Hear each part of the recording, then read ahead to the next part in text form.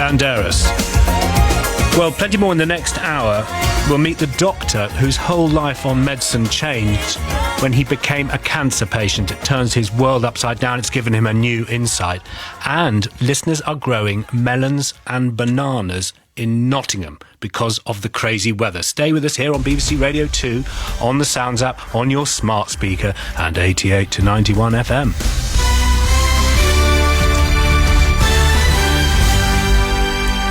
We're the BBC News at 1 o'clock. This is Jason Kay. The next Prime Minister will be appointed next week by the Queen at Balmoral. Tribute to be poured in for the last leader of the Soviet Union, Mikhail Gorbachev, who's died aged 91. And Emma Raducanu faces a slide down the rankings following her early exit from the US Open tennis.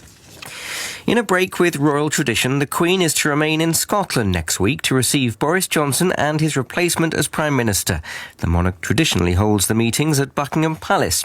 Experts say every Prime Minister since the reign of Queen Victoria has been appointed at the palace.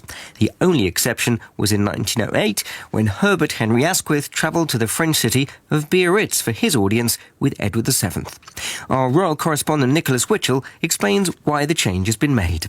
It is all because of the Queen's health situation. Now, Buckingham Palace uses this phrase, episodic mobility issues. Quite what that covers, nobody other than the royal doctors really knows. But that is the reason for it. They want certainty in the diaries. They want to know these days ahead what travel arrangements need to be made, and presumably the Royal Air Force will be involved.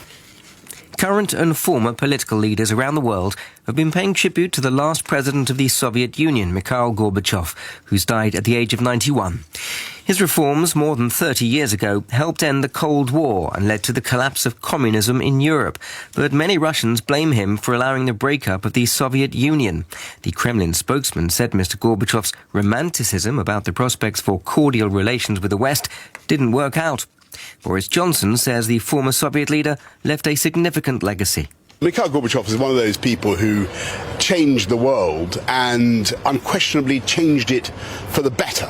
When you look at what he did to make Europe whole, free, to give freedom to the countries of the former Soviet Union, it was a quite extraordinary thing. A team from the International Atomic Energy Agency has arrived in the southern Ukrainian city of Zaporizhzhia to inspect operations at the nuclear power plant there. The area has been subjected to intense shelling in recent weeks, with Moscow and Kiev blaming each other for the attacks. The United Nations Secretary-General Antonio Guterres has previously described potential damage to Zaporizhzhia as